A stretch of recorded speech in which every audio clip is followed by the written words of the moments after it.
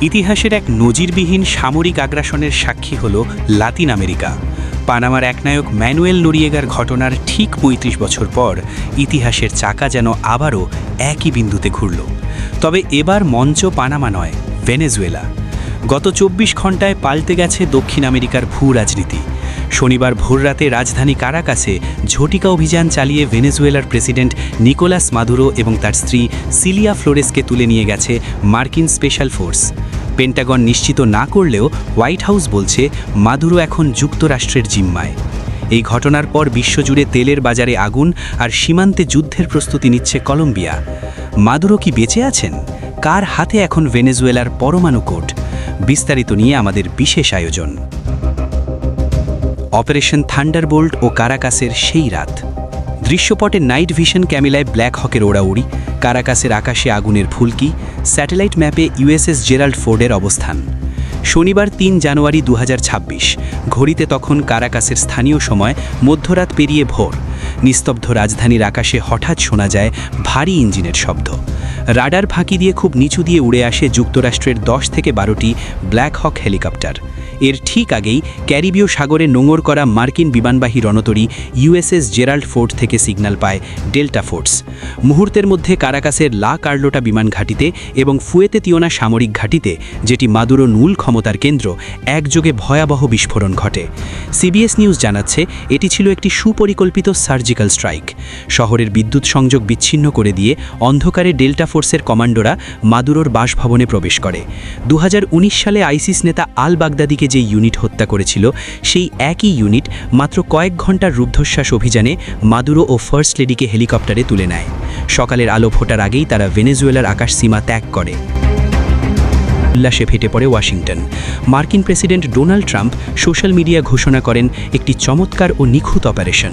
মাদক তস্করবাদের গডফাদারকে বিচারের মুখোমুখি করা হচ্ছে। বিশ্লেষকরা এই ঘটনাকে ১৯৮৯ সালে পানামার একনায়ক ম্যানুয়েল নোরিয়েগাকে গ্রেফতারের সাথে হুবহু মিল পাচ্ছেন। সেবারও মাদক পাচারের অভিযোগে নোরিয়েগাকে ভ্যাটিকান দূতাবাস থেকে গ্রেফতার করে যুক্তরাষ্ট্রে নিয়ে গিয়ে ২০ বছরের জেল দেওয়া হয়েছিল। মাদুরোর ক্ষেত্রেও যুক্তরাষ্ট্র একই চিত্রানুসরণ অনুসরণ করছে। মার্কিন পররাষ্ট্রমন্ত্রী মার্কো রুবিও স্পষ্ট করেছেন, ভেনেজুয়েলায় আর কোনো সামরিক আগ্রাসন চালানো হবে না। তাদের লক্ষ্য শুধুই মাদুরো ছিলেন। উল্লেখ্য, মাদুরোকে ধরিয়ে দেওয়ার জন্য $৫ কোটি পুরস্কার আগেই ঘোষণা করেছিল যুক্তরাষ্ট্র। ভেনেজুয়েলায় ক্ষমতার শূন্যতা ও ধোঁয়াশা। ভেনেজুয়েলার রাস্তায় সেনাবাহিনীর টহল, ধ্বংসপ্রাপ্ত সামরিক ভবন, ভাইস প্রেসিডেন্ট ডেলসি রদ্রিগেজের ফুটেজ। মাদুরো অপসারিত, কিন্তু কারাকাসের মসনদে কে? এই প্রশ্নে এখন চরম সাংবিধানিক সংকটে ভেনেজুয়েলা। সংবিধান অনুযায়ী ভাইস প্রেসিডেন্ট ডেলসি রদ্রিগেজের দায়িত্ব নেওয়ার কথা। তিনি ইতিমধ্যেই জাতীয় জরুরি অবস্থা জারি করেছেন এবং যুক্তরাষ্ট্রের কাছে মাদুরোর প্রুফ অফ লাইফ বা তিনি বেঁচে আছেন কিনা তার প্রমাণ চেয়েছেন। অন্যদিকে যুক্তরাষ্ট্র ডেলসি রদ্রিগেজকেও অবৈধ ঘোষণা করেছে। ওয়াশিংটনের পরিকল্পনা নির্বাসিত বিরোধী নেতা এডমন্ডো গনজালেসকে দেশে ফিরিয়ে এনে অন্তর্কালীন সরকার গঠন করা। তবে ভেনেজুয়েলার প্রতিরক্ষামন্ত্রী ভ্লাদিমির পাদ্রিনো জানিয়েছেন, সেনাবাহিনী দেশের সার্বভৌমত্ব রক্ষায় শেষ রক্তবিন্দু দিয়ে লড়াই করবে। হামলায় বেসামরিকদের ক্ষয়ক্ষতির অভিযোগ তুলে তিনি আন্তর্জাতিক আদালতের হস্তক্ষেপ কামনা করেছেন। বিশ্বজুড়ে প্রতিক্রিয়ার ঝড় ও যুদ্ধের সংখ্যা। দৃশ্যপট, পুতিনের বিবৃতি, কলম্বিয়া সীমান্তে ট্যাঙ্ক মহড়া, ইরানের মিসাইল ফুটেজ, ইউরোপীয় ইউনিয়নের পতাকা। মাদুরোকে অপহরণের ঘটনায় দিবিভক্ত বিশ্ব। ঘটনাটিকে আন্তর্জাতিক আইনের নগ্ন লঙ্ঘন ও রাষ্ট্রীয় সন্ত্রাসবাদ বলেছে রাশিয়া।